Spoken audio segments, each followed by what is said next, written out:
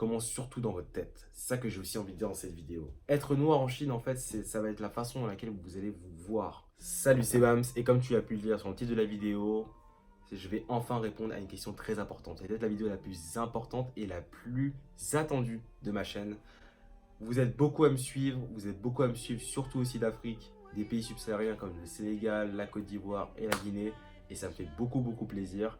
Vous êtes aussi beaucoup à me suivre en France, beaucoup à me suivre aussi dans d'autres pays, et je suis très content que tous ces personnes-là forment la communauté Bamsworld, et j'en suis très content. Donc maintenant, je vais enfin répondre à cette question, mais avant ça, j'aimerais que tu fasses une chose très importante. C'est pas de t'abonner, c'est pas d'aller sur mon Instagram, mais c'est d'abord mettre les choses dans leur contexte. Je veux que tu regardes ma vidéo en tant que mon témoignage personnel, en tant qu'étudiant qui a étudié en Chine et qui a travaillé ici. Et si je cumule toute la durée, ça va faire 8 mois que je suis sur le territoire chinois. Donc pas en continu, mais comme tu as pu comprendre, je suis resté 8 mois en tout sur le territoire chinois. Et l'expérience et le témoignage de pas mal de mes amis, de personnes que j'ai pu rencontrer, et des recherches que j'ai pu faire, c'est tout ça qui vont faire cette vidéo. Et c'est dans ce contexte-là, dans ce cadre-là, que je veux que tu regardes cette vidéo. Tu vas avoir beaucoup de témoignages sur YouTube et je t'invite aussi à la garder, ils sont tout aussi bons. Parfois, certains sont mauvais. J'incite pas à la haine dans cette vidéo, j'incite pas à dire, et je ne fais surtout pas de victimisation. Ça, je veux vraiment que tu l'enlèves de ta tête si tu penses que cette vidéo, ça va être par rapport à ça. Je te parle d'un témoignage franc qui est mon expérience et on y va tout de suite.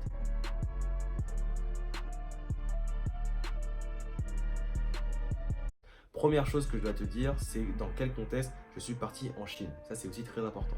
Donc, je suis parti en Chine dans le contexte de mes études d'ingénieur en aéronautique et aérospatiale pendant 6 mois. Ça, c'est le premier voyage que j'ai fait en Chine.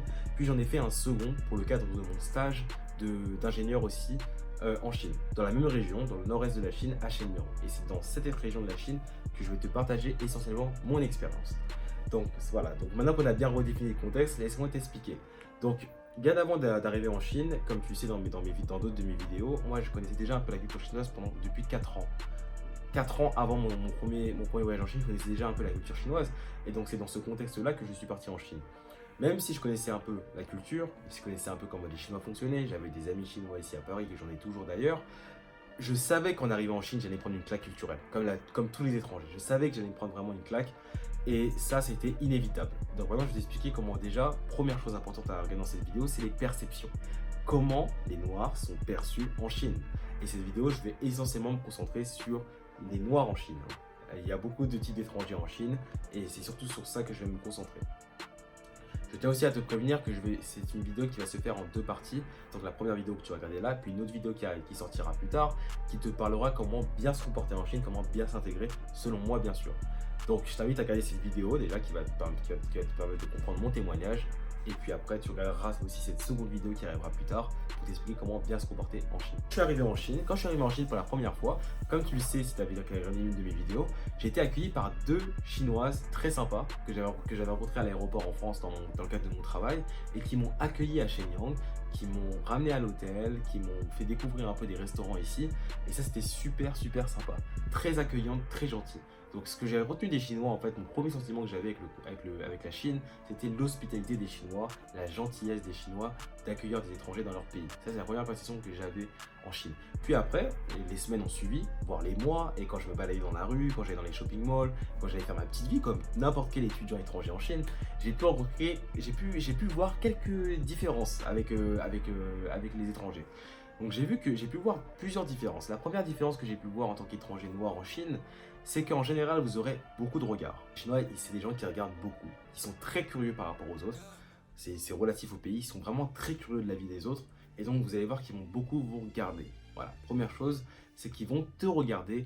Toi, étudiant noir en Chine, ils vont te regarder, c'est sûr. Moi, c'est ce qui m'est arrivé en tout cas, et c'est ce qui arrive à l'ensemble des étudiants qui étudient en Chine. Voilà, des regards, ça, il n'y a rien de méchant. C'est des regards surtout de curiosité, j'ai envie de dire, parce que bien sûr, la Chine, tu connais, c'est un pays qui est très fermé. Hein. C'est un pays qui est censuré sur pas mal de points, qui contrôle très bien ses flux migratoires, qui n'accueille pas tout le monde dans son pays. Chaque présence en Chine a une justification. On ne peut pas arriver sur le territoire chinois si ce n'est pas justifié. Donc, c'est très rare de voir des étrangers en fait. Surtout dans le nord-est de la Chine dans lequel j'ai été, c'est pas commun de voir des étrangers. Après les regards, en fait, ce qui s'est passé naturellement, c'est qu'il y a eu les remarques. Et les remarques à voix haute. La différence entre moi et d'autres étrangers noirs en Chine, c'est que tous les étrangers noirs ne parlent pas chinois. Donc tous les étrangers noirs ne peuvent pas comprendre ce qui se passe autour d'eux. La différence avec eux que j'avais avec certains étrangers noirs ici, c'est que j'ai pu comprendre ce qui se passait autour de moi. Et donc je comprenais les remarques que certains Chinois faisaient en mon encontre. En général, c'était des rencontres du style ah, tu vois encore lui, je pense que c'est un Africain. Non, lui, c'est un Américain. Non, lui, je pense que c'est forcément un Africain parce qu'en France, il n'y a pas de Noirs. Il y avait des remarques comme ça. Il y avait des enfants aussi, ce qui est les plus naïf en général, et les remarques que vous avez le plus, c'est les enfants. Ils vont dire oh, regarde, maman, regarde un noir. Oh, il can Fajer. Un Africain. En général, c'est ça qu'ils vont dire les enfants. Donc, forcément, il y a eu des remarques en fait. Il y a eu pas mal de remarques. Mais dans toutes ces remarques-là, en général, dans mon voyage en Chine pendant 8 mois, j'ai pas senti de racisme direct en fait en mon encontre. Donc du racisme indirect, si je peux dire ça comme ça, mais j'ai pas reçu de racisme direct. J'ai quelques anecdotes que je peux vous parler. Par exemple, quand j'étais dans un taxi avec un ami, lui était devant, j'étais derrière, et puis le taxi lui disait tu sais, le gars derrière là, forcément il a pas d'argent, il est pauvre, il est venu ici pour profiter. Donc il avait vraiment des stéréotypes en fait. Il était très fermé d'esprit, ce chauffeur de taxi. Mais c'est souvent expliqué en fait avec une seule chose en Chine, hein, en général pour les stéréotypes et tout ça, c'est les médias en fait. Les médias chinois, l'image qu'ils véhiculent, je vais vous donner peut-être un petit parallèle entre les étrangers blancs et les étrangers noirs. En général, l'étranger blanc va être vu comme quelqu'un d'éduqué, quelqu'un de civilisé, quelqu'un de riche, avec tous les films d'Hollywood, avec toutes les séries américaines, des trucs comme ça, enfin tout le tralala on va dire médiatique, va faire ils sont vus comme ça. Et puis les étrangers noirs en général sont vus comme des gens pas forcément riches. Des gens qui sont souvent gangsters, qui sont souvent dangereux. Donc l'impact des médias, c'est énorme ici en Chine, c'est monumental. Et comme vous le savez, c'est un pays qui est censuré, donc l'information est coupée, très contrôlée. Donc même sur l'aspect médiatique, c'est très contrôlé. Et donc tous ces stéréotypes en général naissent d'une méconnaissance de l'Afrique, d'une méconnaissance de l'Occident. Et beaucoup de Chinois confondent, ils pensent que tous les Africains sont en Afrique. Et ils ne pensent pas que dans les autres pays européens ou d'autres pays asiatiques, il y a des noirs. Ils ne pensent pas en fait, ils ne savent pas. Je compte même pas le nombre de remarques que j'ai eues comme il n'y a pas de noirs en France. Toi tu dis que tu es français, mais regarde comment tu es noir, c'est pas possible que tu sois français. Et moi je disais toujours avec le sourire, mais écoute, regardez la Coupe du Monde, regardez le foot, regardez le nombre de gars dans l'équipe de France. Je disais toujours, j'ai fait des présentations, comme tu l'as vu dans mes vidéos, j'ai fait des présentations devant des enfants chinois, devant des adultes chinois, en expliquant qu'en France, c'est un pays qui est multiculturel. Donc pour moi, en fait, j'ai pas beaucoup reçu de racisme, pas beaucoup reçu de stéréotypes, et pour moi, c'est vraiment dû à une seule raison, pour mon expérience personnelle, c'est que j'ai vraiment fait l'effort de m'expliquer sur des points. Et ça, c'est grâce aux Chinois. Si je pouvais pas parler chinois, si je pouvais pas communiquer avec mon entourage, forcément, je pourrais penser que mon entourage est hostile, que mon entourage est compliqué, que c'est difficile, que c'est dur. Non, pour moi, je ne le vois pas comme ça. C'est pour ça que je ne veux pas que cette vidéo soit vue comme une victimisation. Ce qui est un fait, c'est que c'est difficile de vivre en tant qu'homme noir en Chine. C'est un fait. Ça, c'est clairement un fait. C'est beaucoup plus difficile de vivre en tant qu'étranger noir en Chine qu'en tant qu'étranger blanc en Chine. Ça, c'est un fait. Si à le dire haut et fort, c'est pas facile, c'est pas simple. Ça serait comme devenir complètement fou de dire que c'est la même chose. C'est pas du tout la même chose et c'est pas facile. Par contre, ce que moi je soutiens, c'est le fait que même si je suis noir en Chine, même si je suis étudiant en Chine, le plus important pour moi, c'est de prouver en fait que la couleur de peau, que tes origines, il faut que tu les prennes comme une force et que ce soit pas dans ton pays. Et quand tu es en Chine, il faut vraiment que tu prouves que vraiment tu peux faire le meilleur toi-même. Et ça, ce sera le sujet de la deuxième vidéo, comme je t'ai expliqué comment bien s'intégrer en Chine. Là, je me base vraiment sur mon témoignage. Donc j'ai connu des Chinois tout au long de mon expérience pendant ces 8 mois ici. Des Chinois qui étaient très bienveillants à mon rencontre, des Chinois qui m'ont invité à des restaurants, des Chinois qui m'ont invité à des activités. J'ai connu aussi des Chinois qui étaient beaucoup moins bienveillants, qui n'étaient pas forcément très gentils, qui m'ont souvent mis à l'écart, qui m'ont dit non, mais voilà, qui m'ont fait comprendre que j'étais un étranger. Première chose, qu'en Chine, la chose, c'est qu'il y a étrangers et Chinois, point barre. Bien sûr, entre étrangers, on n'est pas les mêmes, mais vraiment pour les Chinois, c'est étrangers et Chinois. Et le Chinois est toujours au-dessus, c'est toujours comme ça en Chine, et ça le sera toujours d'ailleurs. C'est une vérité. Même si on pourrait penser que les étrangers en Chine, en général, sont favorisés parce que voilà, ils viennent de l'extérieur, c'est rare, c'est exotique, ça apporte de la valeur. C'était un fait peut-être dans les dizaines d'années qui ont précédé celle-là. Mais en réalité, maintenant, de nos jours, c'est un peu l'inverse. Maintenant, les Chinois, ils sont faits, ils sont construits, ils sont extrêmement bien développés. Donc en fait, l'appui des étrangers, c'est une aide. Mais en tout cas, c'est indispensable pour les Chinois. Les Chinois peuvent s'autosuffire Ça, c'est mon point de vue. Donc, ils ne sont pas du tout aussi favorisés que pourrait le penser, je pense. Certes, il y aura des privilèges en tant qu'étranger. Là où j'ai pu voir une différence majeure, ça vous paraît peut-être un peu fou, mais un passeport africain, c'est pas très bien vu en Chine. En fait, j'ai pu remarquer que les Chinois, ils méprisaient en fait les passeports africains. Dès qu'ils voyaient un passeport africain, ils pouvaient penser que c'était un passeport qui valait rien. Parce que pour eux, dans leur tête, le pays ne vaut pas grand-chose. Économiquement parlant, le pays ne vaut pas grand-chose. Il n'aura pas beaucoup de grandes valeurs. Donc, des Chinois, parfois rien qu'avec la vue du passeport, on peut être discriminé. Et ça, j'ai connu des témoignages d'étudiants africains ici qui m'ont fait peur de cela. J'ai fait des recherches là-dessus et c'est vrai qu'au niveau des passeports, c'est pas la même chose. Un noir américain ici, avec son passeport américain, un Africain avec son passeport africain, c'est pas le même. Même entre noirs, les Chinois ils font une distinction. C'est pas du tout pareil. J'ai pu voir aussi souvent des Chinois qui me disaient mais tu sais, toi t'es un Africain, mais tu viens de France, donc toi t'es éduqué, t'es civilisé. Donc en fait, ils sous-entendaient que les Africains n'étaient pas civilisés. Donc on pourrait se poser aussi la question. Moi, je me suis posé la question, je me disais, mais qu'est-ce que tu entends par là? Moi, je disais toujours, mais attends, je suis certes français, je suis certes d'origine française, mais je suis très fier des origines africaines. L'Afrique, c'est un continent qui regorge de qualité de vie, de valeurs, énormément de richesse culturelle. Donc quand j'entendais ça, j'étais choqué, je me disais, mais attends, comment on peut dire ça? C'est parce que tu penses que je viens d'Occident que je suis meilleur qu'un autre Africain. Là, c'est des choses qui m'avaient outré. C'est des choses qui m'avaient vraiment outré sur le moment. Mais ce que je répondais, c'est que non, il faut faire une distinction. L'éducation joue énormément.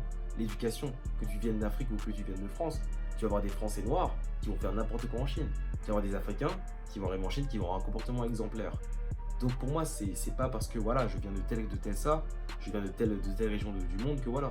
Et ils le voyaient souvent avec les passeports. Toi, t'as un passeport français, c'est pas la même chose. T'as un passeport américain, c'est pas pareil. T'as un passeport africain, c'est pas pareil. Dans le global de mon expérience ici en 8 mois, j'ai pas connu de grand racisme en réalité. Bon, je sais que ça peut en décevoir certains. Peut-être que certains s'attendaient que j'allais dire voilà, les Noirs sont détestés en Chine, hors de question, etc. Mais en réalité, j'ai pas connu un très très grand racisme ici. La plupart des Chinois que je vois dans la rue, ils vont me dire gentiment hello, how are you? Ils vont me demander d'où je viens. Ils vont me poser des questions. Ils vont vouloir prendre des photos avec moi. Ils vont être sympas. J'ai rencontré beaucoup d'amis ici. Des gens qui me disent voilà, si tu reviens ici dans cette région, il n'y a pas de souci. Si tu reviens, tu me tiens au courant. La porte sera toujours ouverte pour toi. J'ai reçu beaucoup d'hospitalité ici en Chine. Si je parle en termes d'expérience, les expériences positives en tant que noir ici sont largement supérieures aux expériences négatives que j'ai reçues ici. Et je pense que c'est la même chose pour la plupart des étudiants noirs ici. Et je pense qu'aussi ça commence surtout dans votre tête. C'est ça que j'ai aussi envie de dire dans cette vidéo. Être noir en Chine, en fait, ça va être la façon dans laquelle vous allez vous voir. Si vous avez confiance en vous, si vous êtes quelqu'un qui est avenant, si vous voulez vous intégrer, si vous voulez vraiment vous en sortir ici, vous allez pouvoir le faire. Tout dépend des perceptions, tout dépend de l'appui que vous avez. C'est pas en Chine, mais je vais vous donner un exemple très simple. Il y a Sam Ochili en Corée du Sud, qui a un exemple humain en fait de ça par exemple. Il y a un étudiant ghanéen qui est allé en Corée du Sud et qui a fait un effort surhumain pour s'intégrer et qui est maintenant une des figures indispensables à la télé coréenne de nos jours. Ça montre bien que tout est possible en réalité et tout ça, ça dépend de vous. Et moi, c'est comme ça que je vois les choses. C'est pour ça que rien que quand je suis arrivé en Chine, peut-être que mon expérience, peut-être que mon témoignage, peut-être que tout ça, c'est arrivé en Chine, comme ça pour moi, de la façon la plus positive, parce que en fait, ça a commencé dans ma tête. J'avais aussi peut-être l'effort de passer au-dessus des remarques. L'effort de passer au-dessus des racismes. Bien sûr, je dénonce tous les trucs racistes que j'ai pu voir en Chine, des pubs qui ont terni l'image des Noirs, les blackface au nouvel an chinois qui sont passés devant des millions de Chinois. Tout ça, je dénonce totalement. Mais ce que j'ai envie de vous dire, c'est concentrons-nous sur le positif. Concentrons-nous sur ce que nous pouvons faire avancer. Et tous les étudiants africains qui vont arriver en Chine et qui ont vu cette vidéo, j'espère vraiment que vous avez pris ce message de vraiment montrer de quoi vous êtes capable, montrer la force de votre pays d'origine et représenter, soyez un ambassadeur exemplaire de la communauté noire en Chine, parce qu'en Chine on n'a pas droit à l'erreur.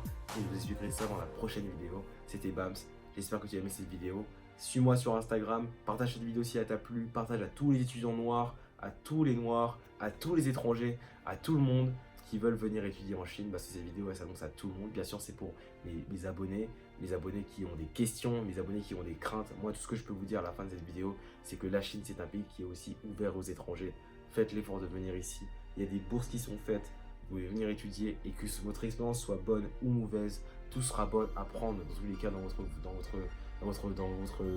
votre séjour ici, et c'est sans doute le plus important.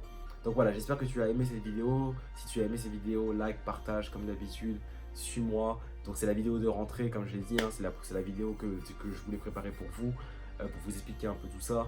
Et c'est très important de vous dire, je me suis fait des amis en or ici en Chine. J'ai vraiment eu des bonnes connaissances, vraiment des personnes qui m'ont beaucoup partagé au niveau de leur vie personnelle. Des petits regrets, j'ai pas été encore invité à un mariage chinois, j'aurais bien aimé vous couvrir un événement comme ça, mais je compte même pas le nombre d'événements que j'ai pu faire ici avec des Chinois, exclusivement avec des Chinois, je compte même pas le nombre d'événements, et c'est très enrichissant. Et comme je l'ai dit, ça commence par vous-même. Si vous voulez vous faire l'effort de faire un semestre, un séjour, un voyage en Chine, tout commence dans votre tête en réalité, tout commence ici, parce que c'est ici en fait que vraiment vous allez diriger et que vous allez montrer comment vous, en tant qu'étudiant noir ou étudiant noir, je ne vous oublie pas les étudiants bien sûr, comment vous pouvez montrer une bonne image. Voilà, c'était Bam, on se voit pour la prochaine vidéo qui fera la deuxième partie de cette vidéo, c'est parti.